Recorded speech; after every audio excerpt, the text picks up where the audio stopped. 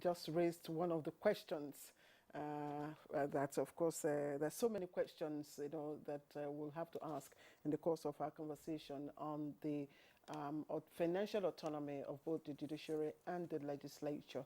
So let me thank you very much, Yemi, for that background. All our guests are right here in the studios, and of course, other studios here in Abuja. Quickly, introductions. His Excellency Right Honorable Simon Bakola Long, Executive Governor of Plateau State, Chairman, Northern Governors Forum, and also member of the Nigerian Governors Forum Legal Committee. I'd like to welcome you, Your Excellency, and good morning, Nigeria. Thank you very much. Thank you.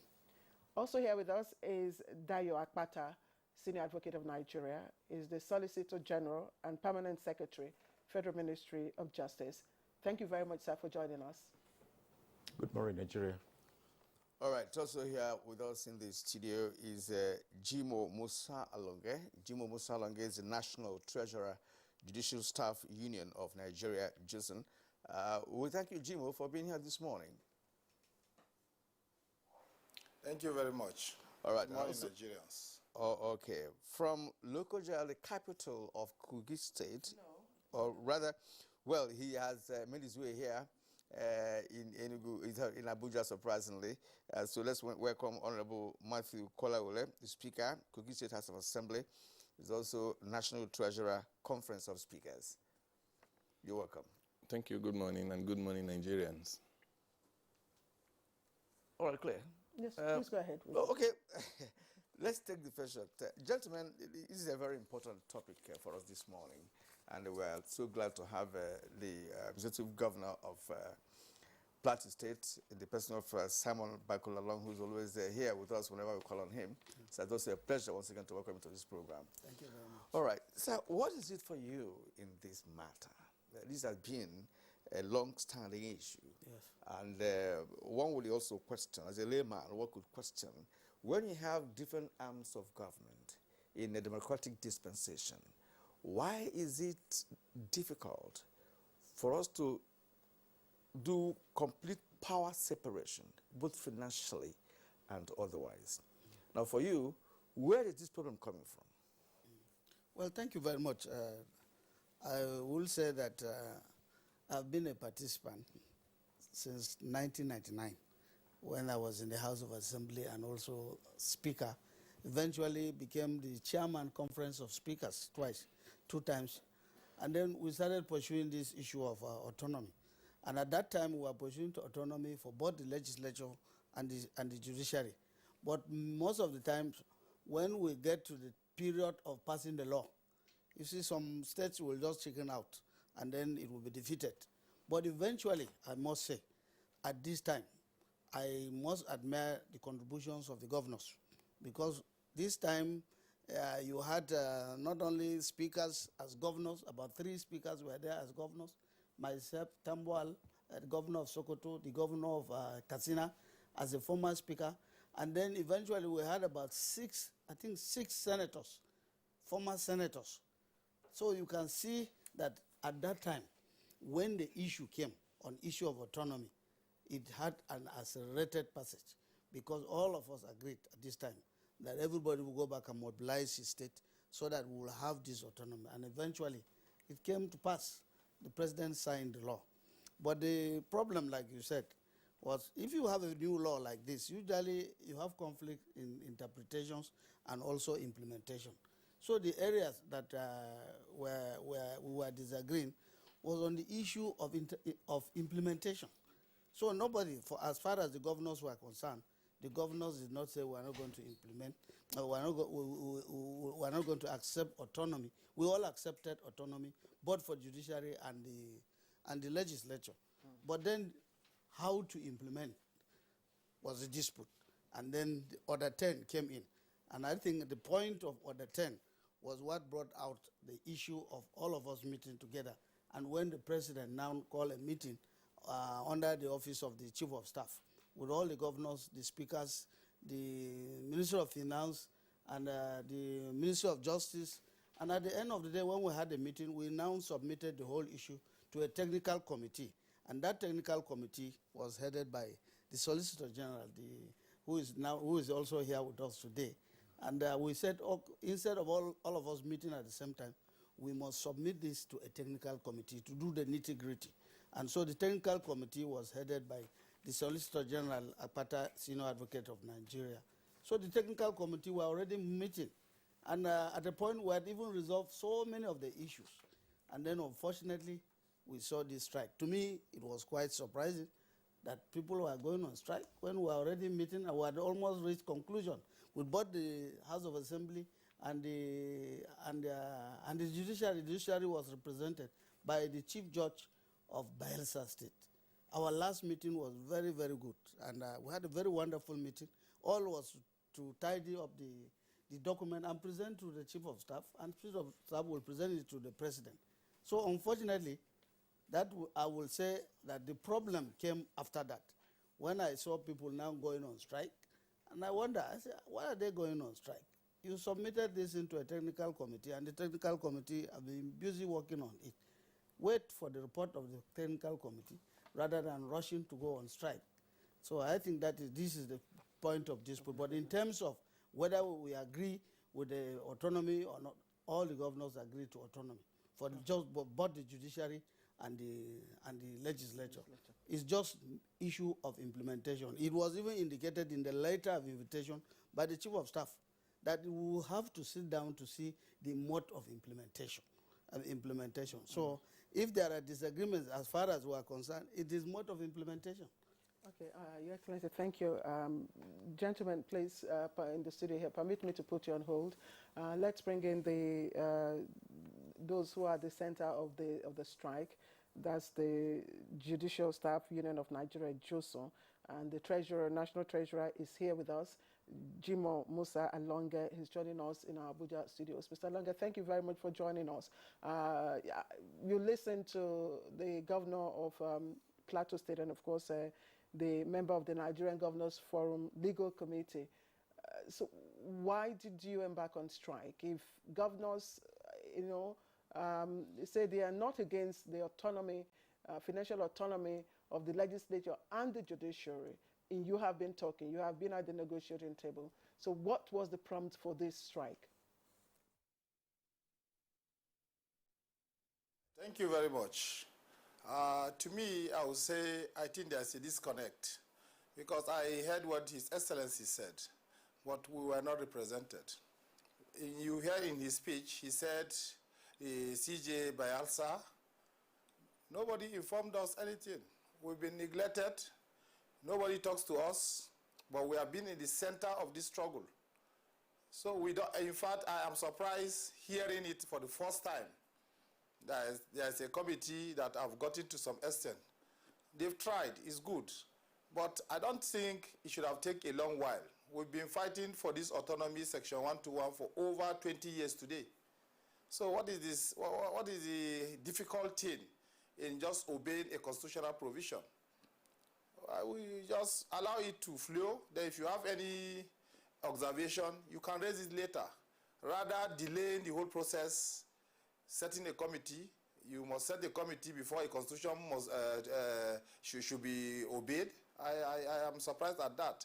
But to my dismay, I was surprised that a meeting like this has been going on and we are not carried along. Nobody tells us anything. We even gave a notice of 21 days notice to embark on this strike. Nobody invited us to even tell us what is going on. So we're at the dark, and we felt nobody is listening to our plight. That's why we have to do what we have to do, and the strike is our last resort, and we're on it. So we thank God, since there's no discrepancies, no argument, I think we'll end this thing here and now. Since His Excellency is here and he's on our side, we're happy. He's a lawyer, he knows it, and he has been fighting for it. Thank God he is leading the team today. I don't think it will be difficult. If we get something on our table, we back out. Alonge, the governor made it clear that all the governors have accepted that the state legislature and judiciary should have financial autonomy. That is not arguable at this moment. But what you are talking about now is that you were not carried along, at least to get you and your members intimated with the process of getting this done. And the governor also made it clear that there's this issue of implementation. And that's why I want to bring in the Solicitor General and Permanent Secretary, Federal Ministry of Justice. Sir, with due respect, when it comes to implementation, it's not just on this matter. Generally speaking, we have beautiful government policies on other issues concerning our national development. But when it comes to implementation, there's always this cog in the wheel of progress. In this respect, we're talking about the technical committee, which you are also involved in. What is the crux of the matter? What is the implementation difficulty or encumbrances that has made this difficult for the judiciary at the state level and legislature to have their financial autonomy going? Yeah, thank you very much. You had earlier asked that question from the beginning of this conversation. We just have to appreciate one fact that we are operating a fiscal federalism, which is, it has its own peculiarities. And what do I mean by that is, where do we generate our funding? That's the federal government and the state government. And you have to look at the constitution itself. Now, the first issue is that the states generate their fund through the consolidated revenue, that's a federation account, and also the IGR. And you will have to appreciate another fact that the federation account is essentially managed by the federal government as trustee to the component states, which has already been stated by the courts in all the judgment. So the question now is, how do we manage the releases, and how do we ensure that Section 121, subsection 3, or any other sections which connect the federal and state together, how do we ensure it? And there could only be issues of the modalities and for the implementation. That is why the Executive Order 10 came to being, to ensure that there's some level of compliance.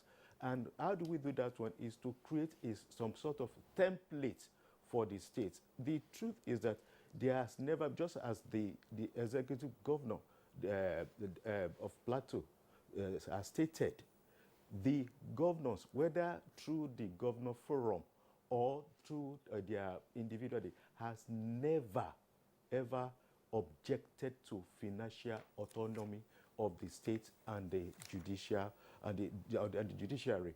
What they have been saying is that we should look at the peculiarities of the states, and in looking at the peculiarities, you have to look at what is the IGR coming from the states, what is the loan structure and all.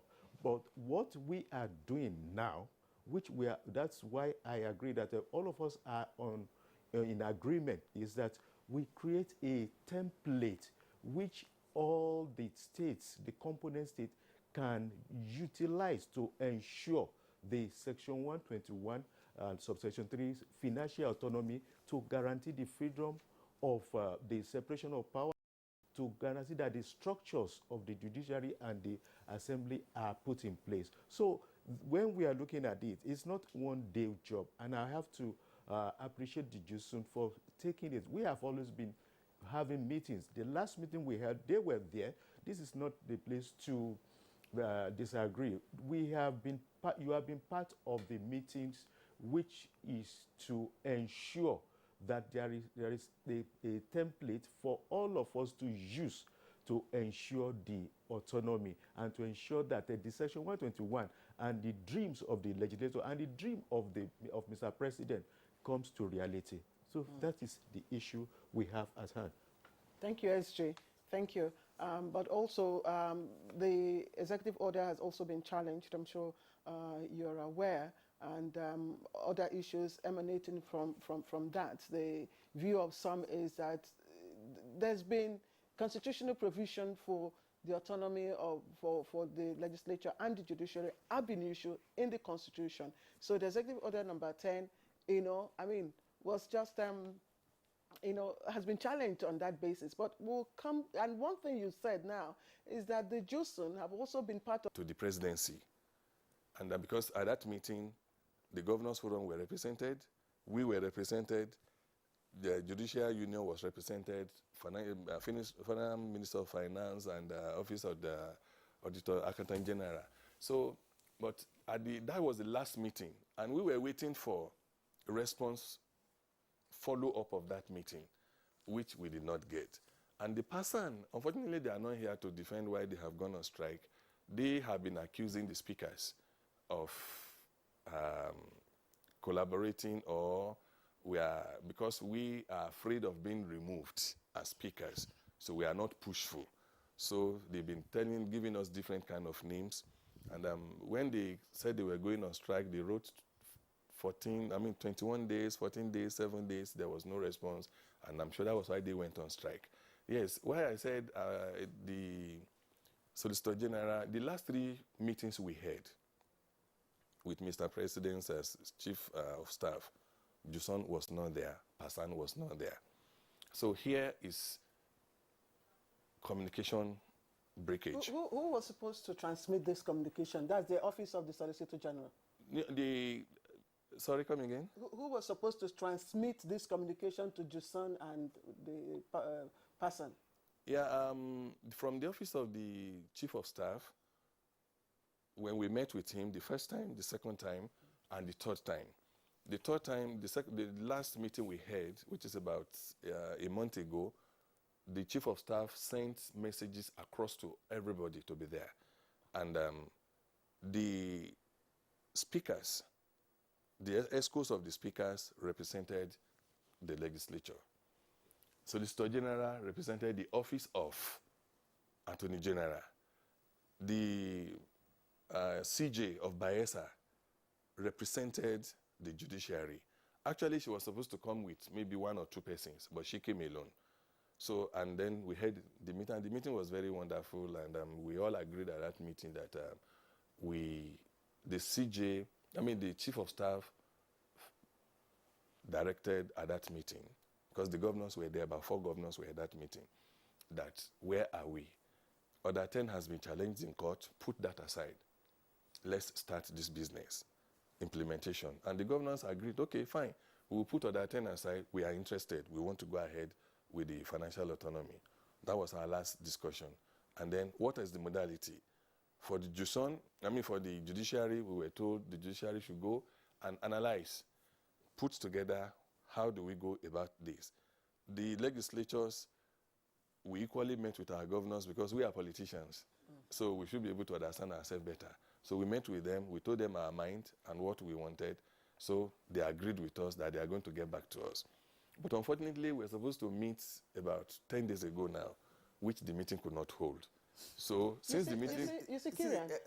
But the matter here, yes, gentlemen, if I understand it clearly, is just to apportion how much money will you give to the legislature, how much money will you give to you. That's what we're talking about here, if I understand it clearly. These modalities or templates is just to determine what goes to the legislature or what goes to the judiciary. That's what the issue is. There's more to it. And this more to it we're talking about makes the implementation difficult.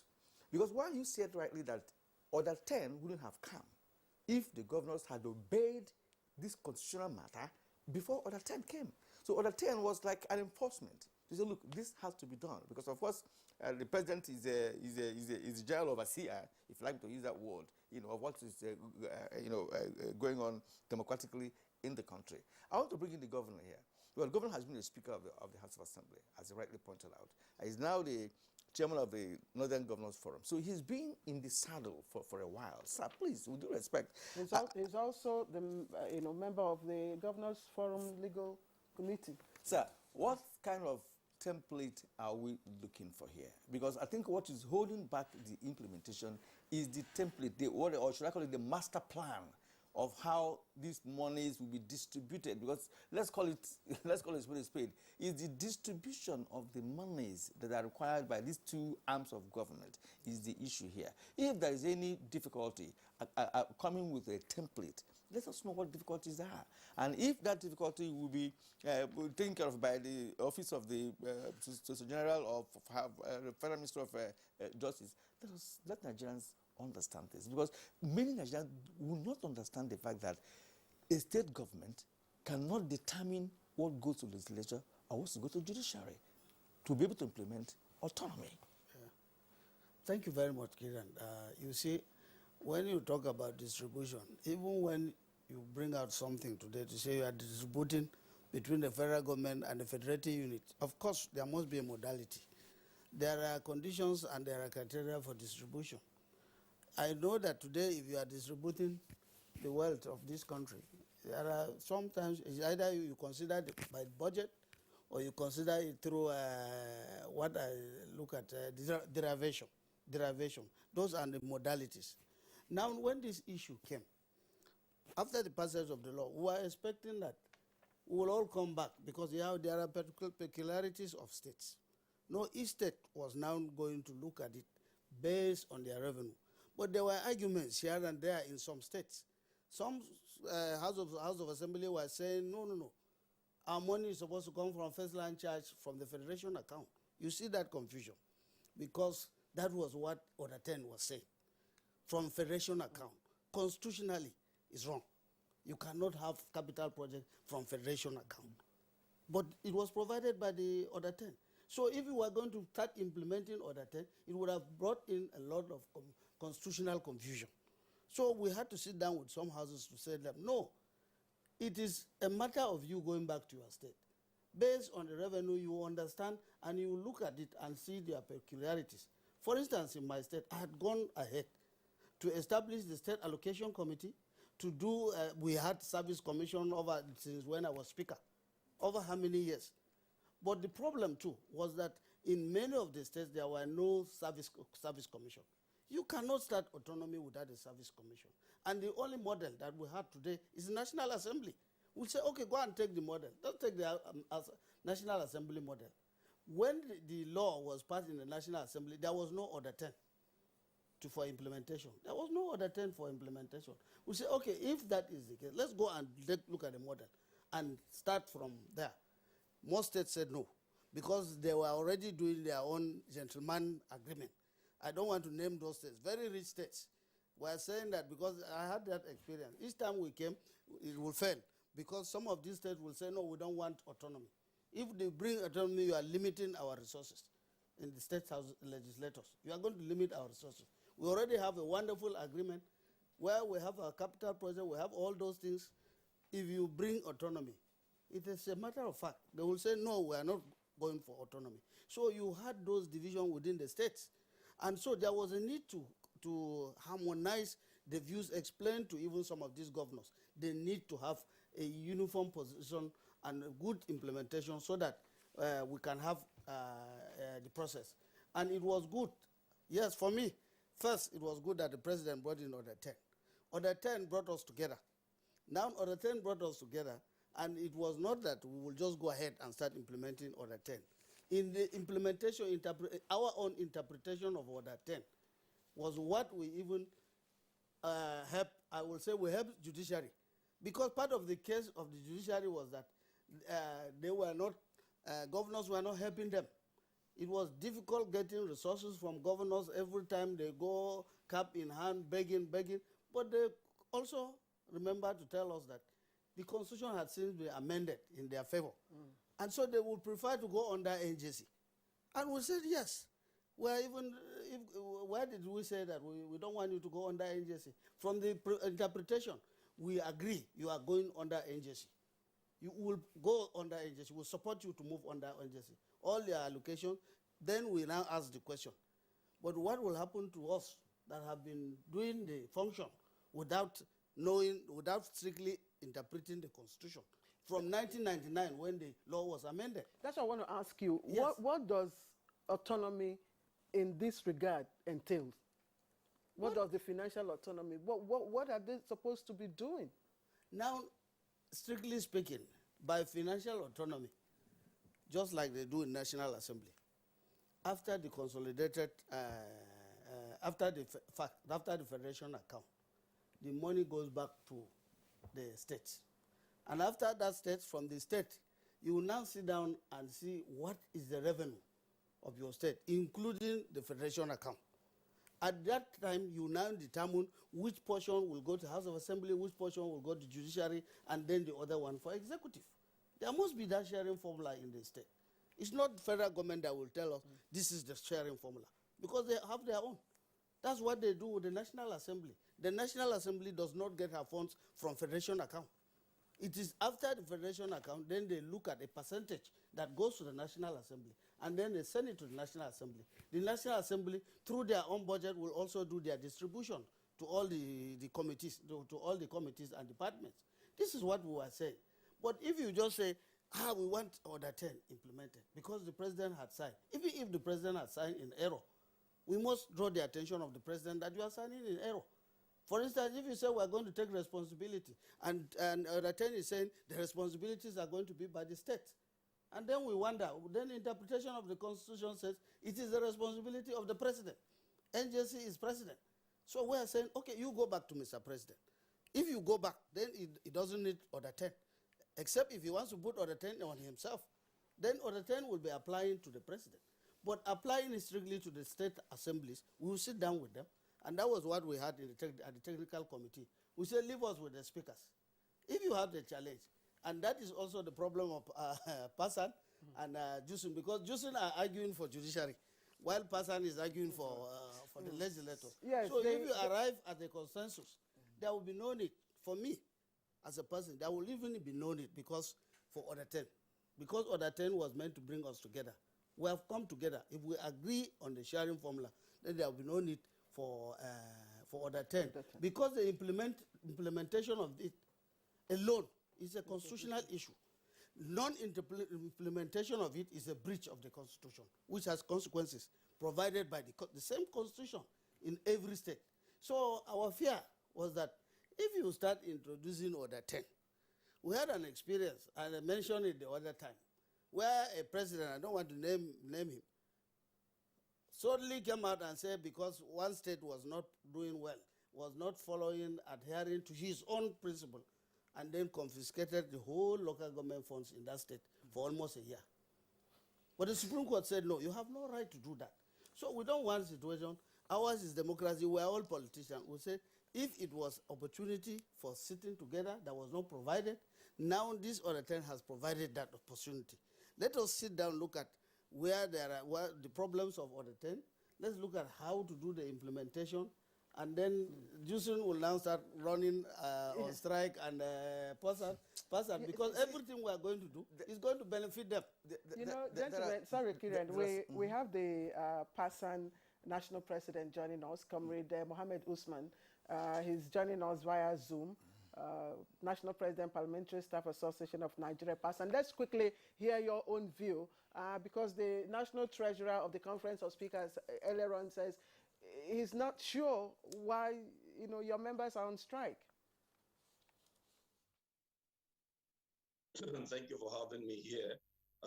Good morning, Your Excellency, the Governor of Plateau State and the Speaker of Kogi State House of Assembly, and my counterpart from Josun. Good morning.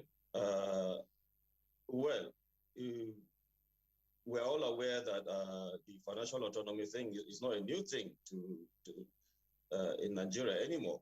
We're aware that the President granted the judiciary, the state judiciary, and the legislature its financial autonomy, and even cap it with the other 10.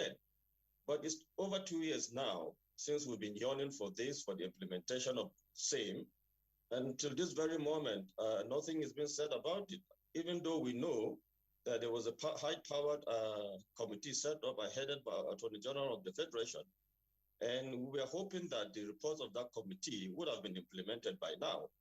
But we are aware that the Governors Forum are challenged the Order 10 in court. And if, as the governor is saying, that is a constitutional issue, our problem here is then we should abide by the Constitution of the Federal Republic of Nigeria, which is paramount, and which is again is the Quran and the Bible of this nation. So if we have them, the governors, challenging the other 10, it's to tell us that the governors forum are more superior than that same constitution, which we said no, we will not accept that. If the constitution of this Federal Republic of Nigeria is sacrosanct. The governors forum, as always said, is it a constituted authority? Is it recognized as the constitution of the Federal Republic of Nigeria? No. And let's tell ourselves the simple truth. Why are they scared of giving the autonomy to the legislators or the judiciary? Why? There must be something that they're not telling us. Or is it that they don't want the independence of the legislature or the judiciary? That is what they're scared of. On our own, we said no. We have written letters to the President of the Federal Republic of Nigeria, commending him for that singular step he has taken. And we told them that we don't need anything more than the implementation, not just implementation, the full implementation of the financial autonomy. We have written to the President. We have even written to the Governors Forum, the chairman of the Governors Forum. We have written to the speakers, but there was no response and nothing. And we served them with 21 days ultimatum. After that, 14 days ultimatum. After that, 7 days ultimatum. We even marched to the National Assembly where we had our rally and our protest, and to the office of the Accountant General of the Federation. The Attorney General of the Federation, to ask for more explanation on this, but he was not there to receive us. A senior officer came and received us, and we told them that except the financial autonomy of such legislators and the judiciary is fully implemented, we will shut down the whole 36 states of assemblies. If we shut down, let's see where the legislation will go from, because we believe that we are in a democratic system of government, and things should be done the right way. So if we have the state governors challenging the other 10, then there's something is wrong somewhere. And again, let's look at the legislative arm of government itself.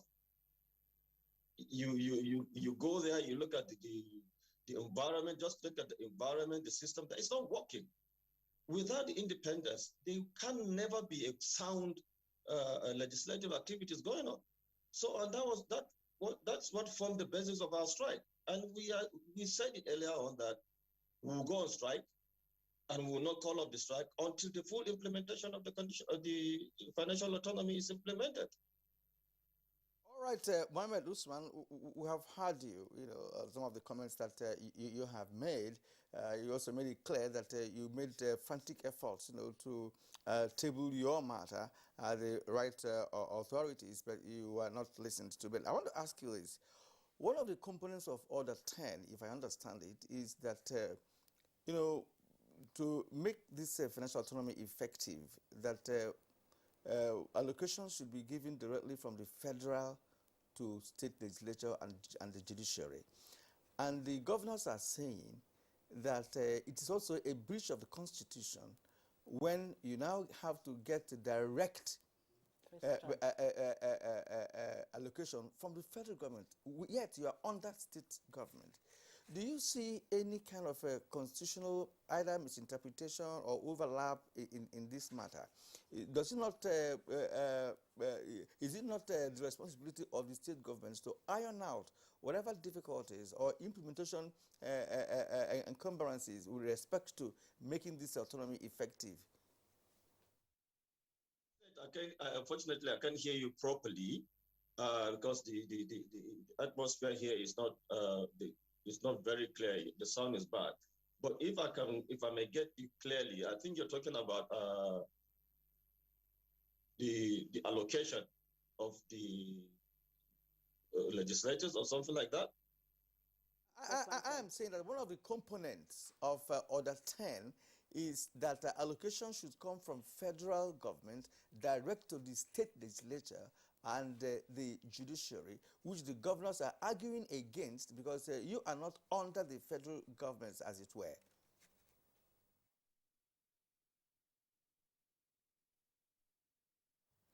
All right, well, we seem to be having... I think Juson should also answer that. Answer this, yes, because it also applies to them. Because the question is deductions, first-line charge, and the constitutional ambiguity it might constitute. Are you not aware of that?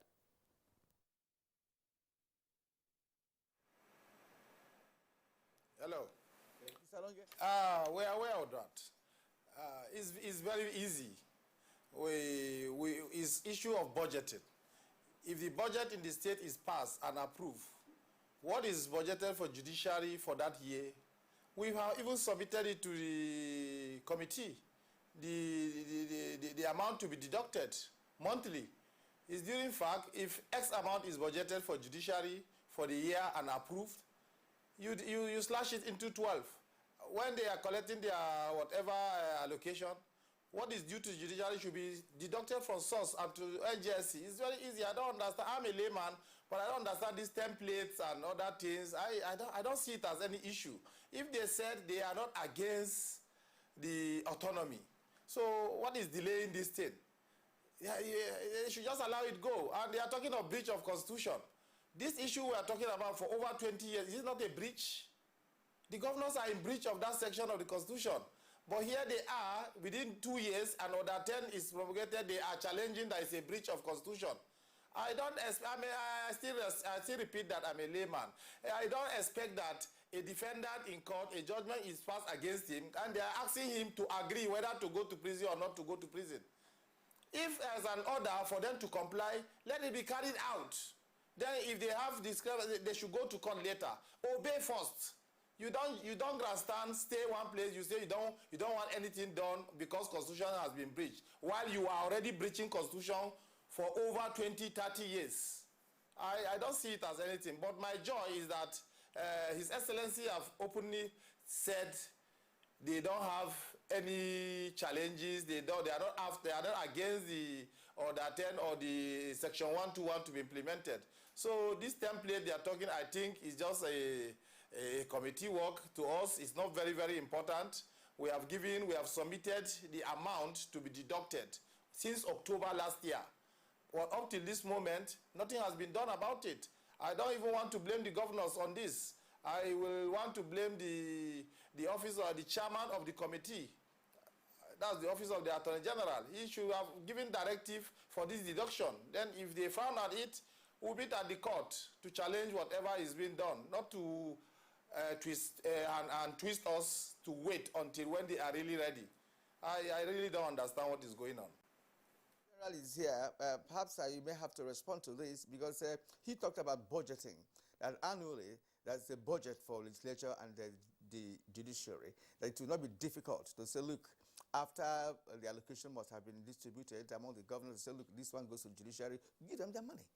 You want to go to is it that easy in terms of budgeting? No, exactly. I think I should just come in at this point. There is the issue that the case is in court, but we've already passed that stage, and I thank the governors who have also accepted that we should leave the court issue and the legal issues. But to us, there's nothing wrong with the executive order 10. If I may just read, the issue is actually the section 2 of the executive order. If I may just read, they said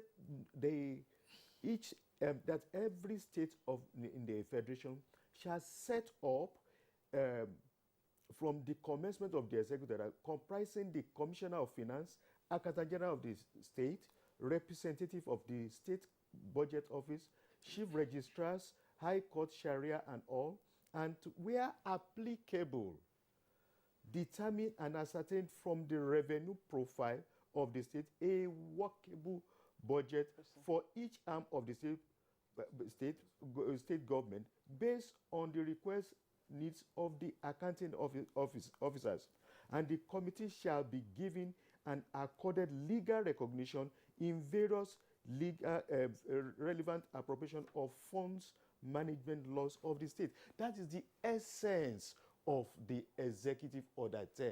But why will it be deducted from as a first-line charge? That is, but we deduct it, but the question is, there is supposed to be a template, and that is what the Executive Order 10 is all about. Create a funds management law. And incidentally, His Excellency will agree that even there are some states, they've already started it. Delta has already passed the law. Even Kogi said has already done it. Bayelsa has the best fund management law in Nigeria today. Why can't we use it? So the issue is not law. The issue is that how do we implement it? If some states have already started doing it, why can't we also follow it? That is all what the Executive Order 10 is about. Which, if we keep on going to the legal niceties and all, we are not likely going to get any headway. We have already said, let us leave it. It is the implementation. And we are now saying, if they, as stated by His Excellency, we have reached the stage in which they even suggested that the National Judicial Council already have a template that they can use the template as a base, and that is what we have done. So the issue, we have already reached the concluding part of, we have sat down with the NJC. I've already spoken with the JSUN. I've spoken with the other, yes, that we have already sat down. We've already gotten their template. We have already modified and adapted it to suit the situation which we are in. There's no problem. They said they do not disagree with it. They suggested the NJC, and we have already obtained the NJC. We have sat down with the NJC. We have looked at it. We have modified it to suit the component states. This is just all right. Okay. Let me ask Speaker. Where are we at the moment with respect to this implementation, from the angle of the speakers of this, speakers of House of Assembly in this country? Because from all indications, there seems to be a little bit of encumbrances here and there that could be carefully taken care of if all the stakeholders sit down again and determine the way forward. Because from what we have heard so far, the governors agreed on the modalities of functional autonomy. The Attorney General's office is same, Order 10 same, but it's just the unions that perhaps are thinking that they are not carried along. Secondly, that the implementation is not as difficult as it is being said. That one way or another, implementation can be easily done without templates or other modalities that we're talking about. What do you think? Yeah, I think where we are now is that we are at the final stage, if I may say that we from the legislative and from arm of government, we have met with our governors, like I said, and then we had certain agreement. We gave them a proposal on how they should look at it. And I think they have told us certain areas which are extremely for the executive, particularly when it comes to capital project in the area of buildings. And we told them too that there are some capital projects which are expected to be handled by the House of Assembly, which is like office renovation and whatsoever. But where we are now is that we are at the final stage where we hope we will meet maybe this next week, by the grace of God, to harmonize all these agreements.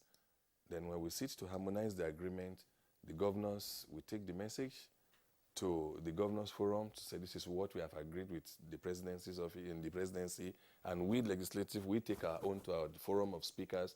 From there, we send all these messages to our states of assembly, and then the judiciary union, with the judiciary, we equally take the message to their own people. But what I want to say, I think the problem the person are saying is that they want full implementation of the financial autonomy. Let us not agree to disagree. So it is possible we agree in our meeting, and some governors will not honor it.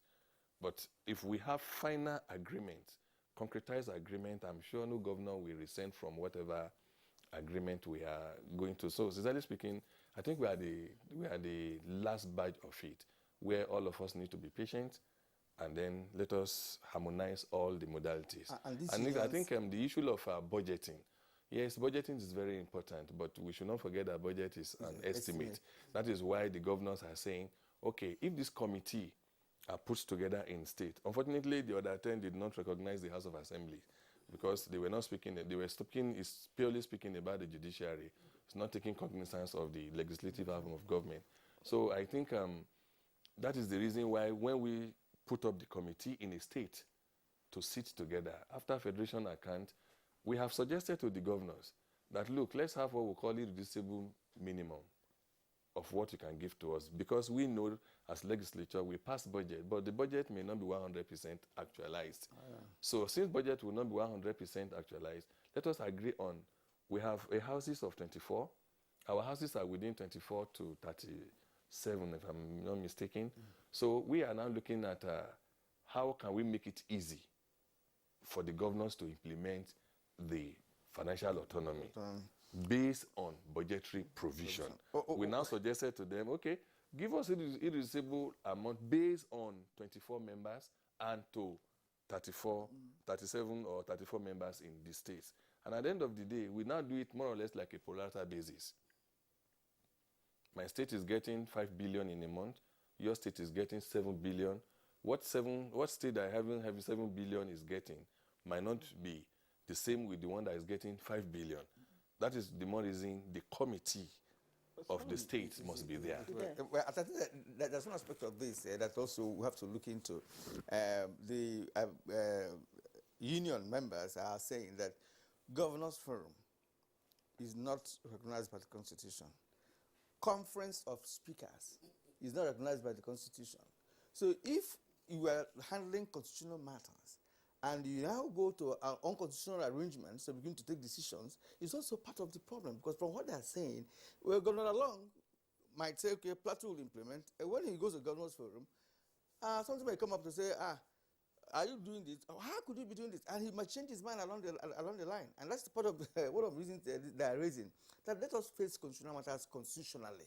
And not let us go to conferences and associations or forum or fora where constitutional matters are being discussed. And when we begin to derail, then now it will be a forum that is not constitutionally recognized that will determine that. Well, I'll put you on hold for now because we're going to take a short break.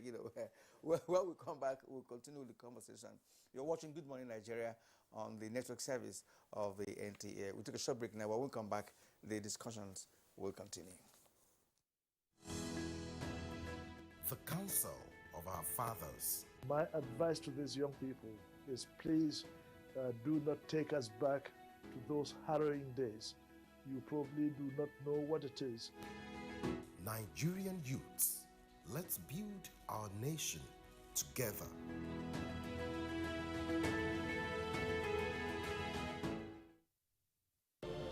These days, people get their news and information from more media sources than ever before. Some of the news and information given are fake, unverified, doctored, and manufactured to create confusion, stir disaffection, and cause disunity. Before you believe or share any news, ask yourself, is this real? Is it from a credible source? Is it verified or verifiable? Fake news is dangerous, whether you do it for fun or for political gains. Real people can get hurt. Fake news, don't create it, don't spread it. This is a public service announcement from NTA. Contemporary times require practical skills to remain competitive and relevant in your organization. Therefore, take advantage of NTA TV College short proficiency courses to sharpen your professional skills. Basic Broadcast Accounting and Auditing. Date 19th April to 30th April 2021. 2 weeks. Audio Engineering, Operations and Maintenance. Date 19th April to 23rd April 2021. 1 week. Protocol, Event Management and Public Relations. Date 3rd May to 14th May 2021. 2 weeks. Intermediate Camera Operation Techniques. Date 17th May to 11th June 2021. 4 weeks. The course fee for the 4-week course is 100,000 naira per participant. The fee for the 2-week course is 80,000 naira, while the course fee for the 1-week course is 40,000 naira only. Accommodation inclusive. Venue for all the courses is the serene and secure environment of NTA TV College near Old Government House, Rayfield, Jos. For more inquiries, please call 0803-314-4383 or 0806-980-9807. NTA TV College, Jos, training you to be the best you want to be. My name is Chikwe Ihekwazu. I lead the Nigeria Center for Disease Control. I'm extremely privileged to have gotten this vaccine today. Really, I accept it really on behalf of all the healthcare workers, public health workers that have really spent the last 12 months working so incredibly hard on this response. And I think it provides hope. You know, this vaccine really provides us an opportunity to reinvigorate ourselves as we sustain the response in Nigeria. So this vaccine provides us a real shot at life. But, you know, that shot will come into effect when we have most of the population vaccinated. We have to keep washing our hands, wearing our masks, keeping apart from each other until we have enough people vaccinated in the country. And I'm sure we'll get there.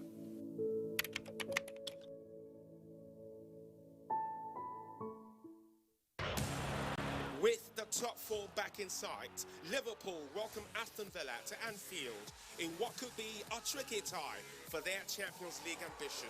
Will it prove a costly visit for the hosts? Find out as Liverpool take on Aston Villa on the Premier League Live, showing on the network service of the NTA from 2:30 p.m. this Saturday. The Premier League Live is brought to you by Baba Ijebu in association with Gold.com.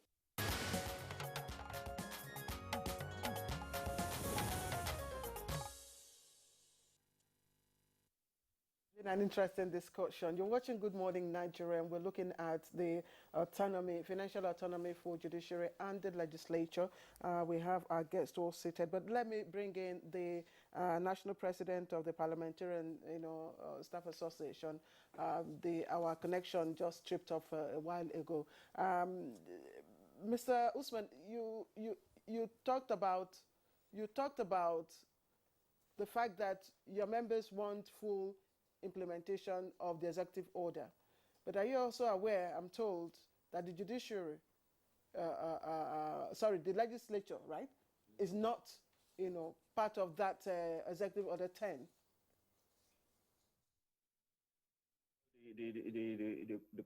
Hello? Can I hear you? Well, I heard you. Saying the legislature is not part of the Order 10, I don't think that is right, because if the financial autonomy is meant for the legislatures and the judiciary, state legislatures and judiciary, why is legislatures not part of the Order 10? You see, what we understand by this is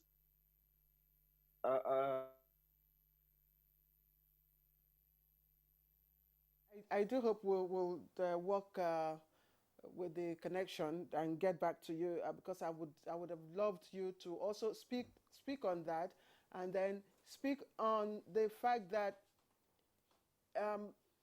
what exactly are you asking? Because the governors are saying, look, we are not against financial autonomy for both legislature and the judiciary. The governors are already working on implementation modality, and you're still striking. I mean, how do you hope to get this resolved if you're striking while the governors are saying, look, we are with you, but we're working on how to implement it?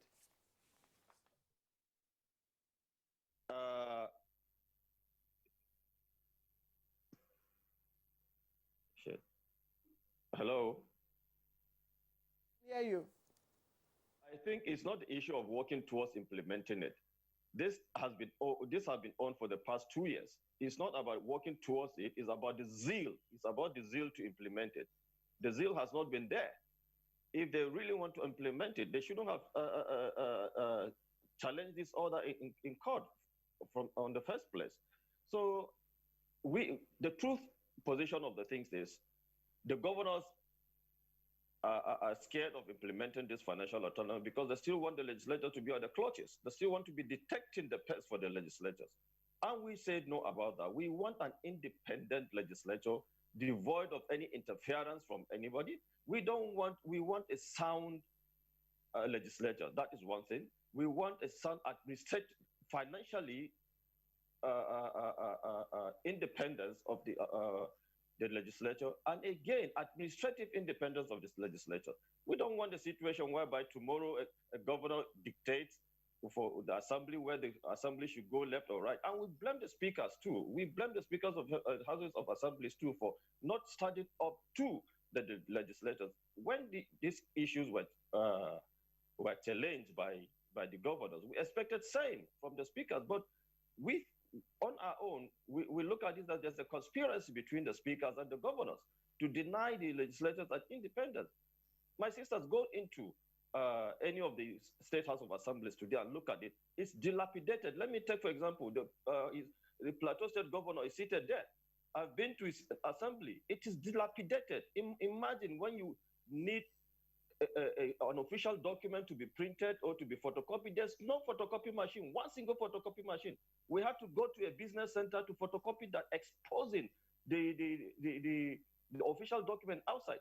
So how do you intend to run a legislative like that? Well, that is financial independence. We said no. But the bottom line is, if they are willing, as he said, they are willing, or they want to implement this thing, let's see it on ground. It's not by talking, it's not by on paper. No, we want to see it happening. It has been 2 years or more than 2 years since the committee have been sitting and they've been talking about this. The good thing is, His Excellency, the governor of Plateau State, was one time a legislator. He enjoyed the autonomy while he was in the Senate. But why is it that he has crossed over now?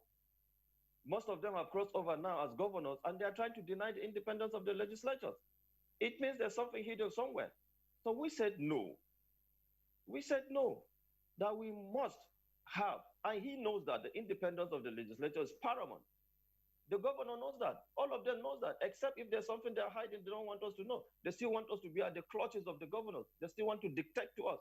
Tomorrow, if care is not taken, Speaker of Kogi State that I seated here will be impeached, will be taken away. That is what we're kicking against that. So it is good to think that the governor is there, he's hearing, he can transmit it back to his colleague, that the full implementation of financial autonomy is what the legislators or the Parliamentary Staff of Association is asking for, and nothing less than that. Usman, thank you very much.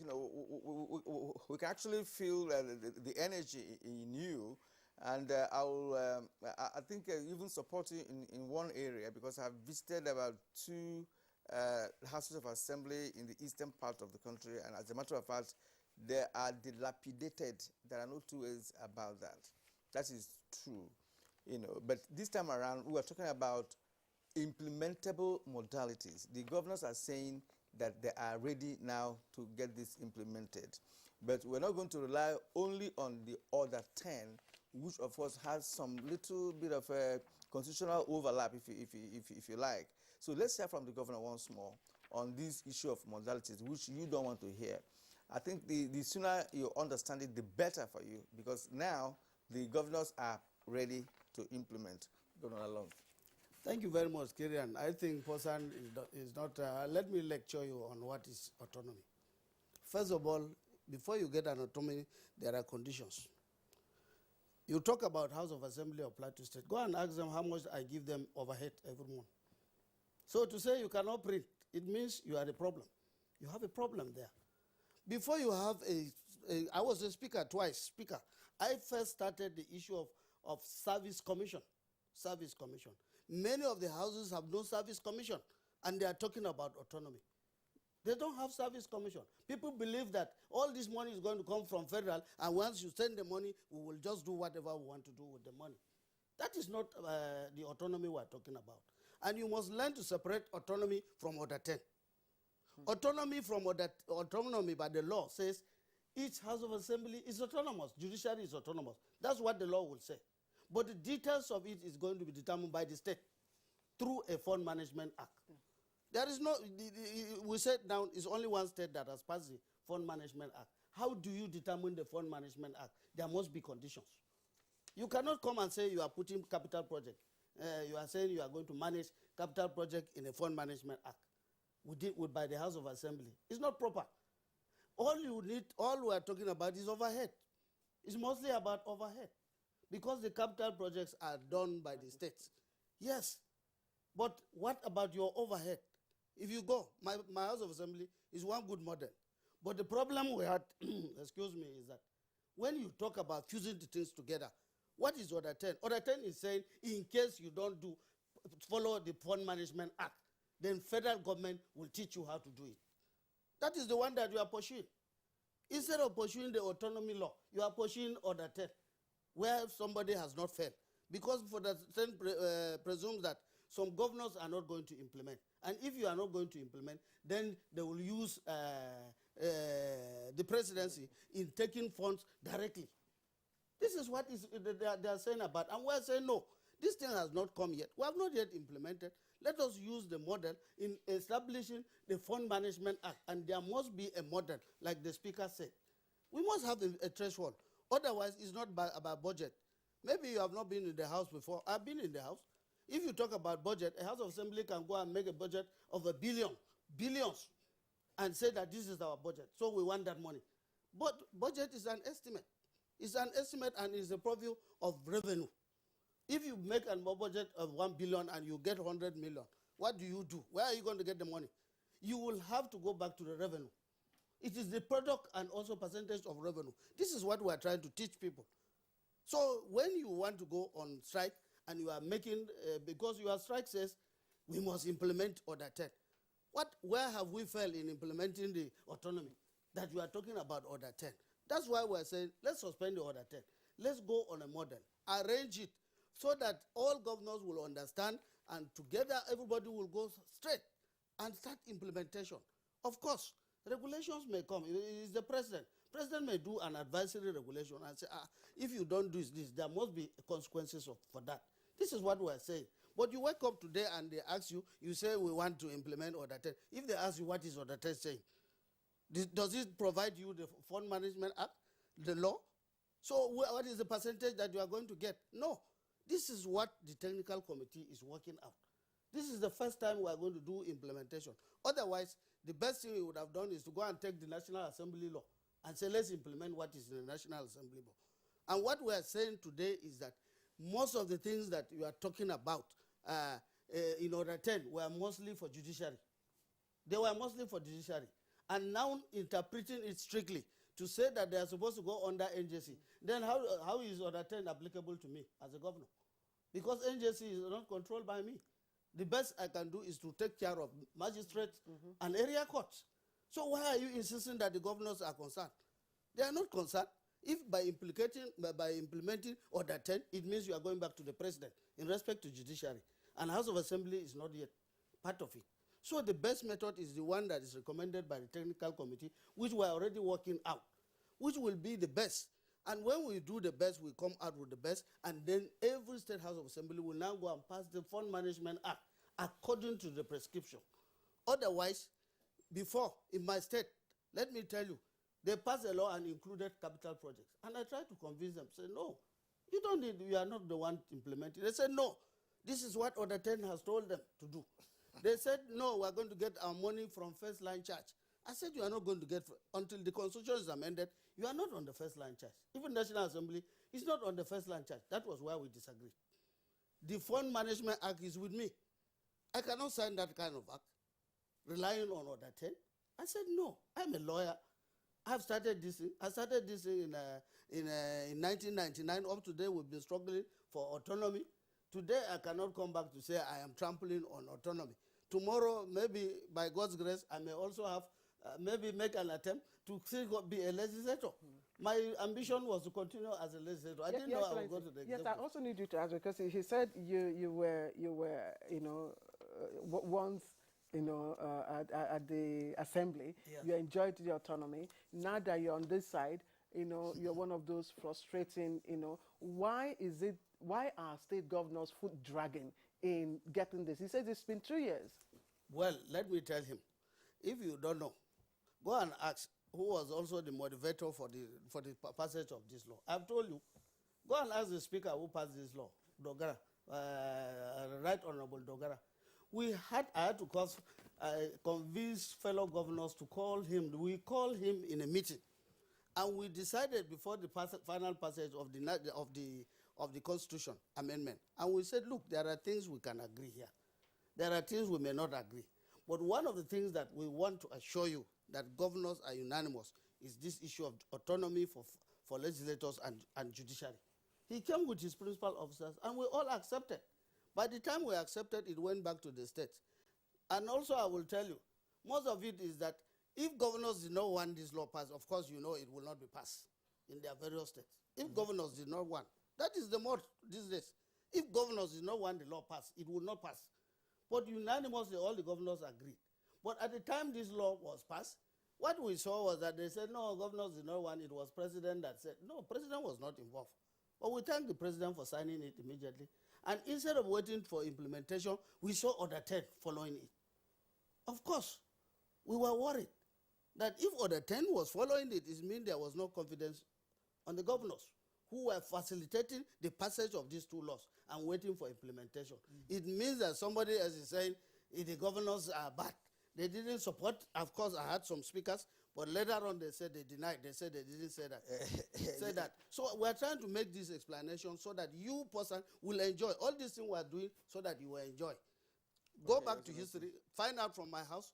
One of the best, I'm telling you, at the time I left the speaker, I was one of those who passed the service commission. I gave independence. And if you are in a House of Assembly, you have service commission, you already have 80% of independence. You don't need somebody to pronounce it for you. Service commission was what I did.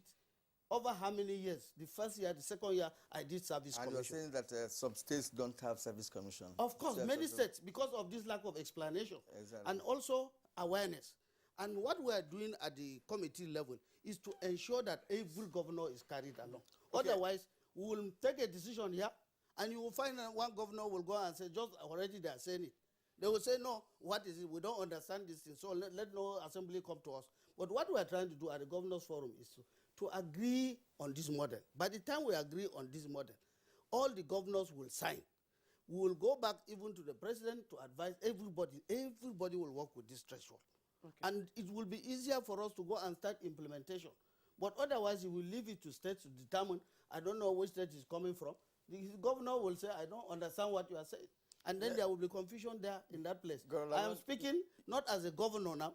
I also, you will understand, speaker will understand. Sometimes I go back to the level of a speaker because I am not only governor, now chairman of the Governors Forum. I am chairman of all former speakers association. Up to today, I'm still the chairman of former speakers association. So whatever is happening in the houses, whatever the problems of the staff, but at the judiciary, and let him not forget too, I practice law. I still have my chambers. I'm going back to practice. So both arms, I respect the judiciary. Okay, Your Excellency, thank you. You have done a good explanation. Yeah, well, I'm representing all. I'm representing governors, I'm representing legislators, I'm representing the judiciary. I hope that Comrade Mohammed Usman, National President of Parliamentary Staff Association, actually, and Mr. Alonge, listened to what the governor has said. I think all of you are working for one purpose, but you just because of dynamics of what is going on here, it has to be physical, and that being the case, we have to be careful. According to what Dayo Bata told us earlier on, and I'm coming to him again on this issue of technical committee. When are we expecting a report from the committee, and when is implementation going to start? Let me thank you very much. Very brief, CJ, please. We're running out of time. Okay, the technical committee has already submitted the report on the issue relating to the implementation. I'm almost sure that by today's Friday, I think by next week, the Chief of Staff to the President is most likely going to call a meeting for us to look at it and ratify it. Thank you. Speaker, please, very briefly. Yeah, in our last meeting, we proposed to the governors that we from the legislative arm of government, we give them two proposals. One is they should please go back and talk to themselves to sign the fund management bill for both legislative and judiciary. At the same time, sign in the House of Assembly Commission, let it function in all states. And then one of the major agreements we had with the governors is that financial autonomy for both arms of government will start at the end of April. Okay, thank you. So let's get to Mr. Longe, briefly. What are your final words? You've listened to everything that the governor and the SG, that's Solicitor General, have all said.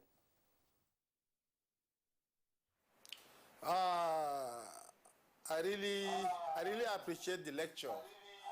I appreciate the lecture by My Excellency. He has educated us. We appreciate. My joy is from the Attorney General's office that they've concluded everything. So to us, let's see it on the table. Then we'll suspend our strike. We don't have any issues. Since we are glad all the governors are accepted, Section 121 is a law that they will obey. So with good arrangement, devil can see God. We'll wait within next week. Maybe when they are through, they will call us and we'll suspend our strike. Mr. Longe, Passan, just briefly, what are your closing words, Mr. Musa, Usman, sorry. Thank you, Your Excellency, Governor of Plateau State. Fortunately, I'm a Josite, but we need to look at each other and tell ourselves the truth. There's this issue in Nigeria that you keep talking, and nothing comes to fore. Everything will be swept under the carpet at the end of the tunnel. I hope there will be light at the end of the tunnel here. But as we rightly said, that Passan and the state House of Assemblies are shut down until we see anything concrete before we call off our strike. Thank you very much, and thank you for having me. Speaker, Kogi State, thank you very much. And will they see light at the end of the tunnel? Well, like I said, we've concluded. So my advice even to them is that don't render the activities of people outside stranded, put them stranded because of an issue that we're almost through. So the best thing is for you, as we move on, also show good faith. Go and call off your strike so that you can also participate. Will invite you to participate. By Wednesday, you will come and participate. If you like, we can call them to participate so that we do the conclusion. But let us not be going on a strike because I know with a strike like this, a lot of people are affected. Wrongly or rightly, people are going to be affected.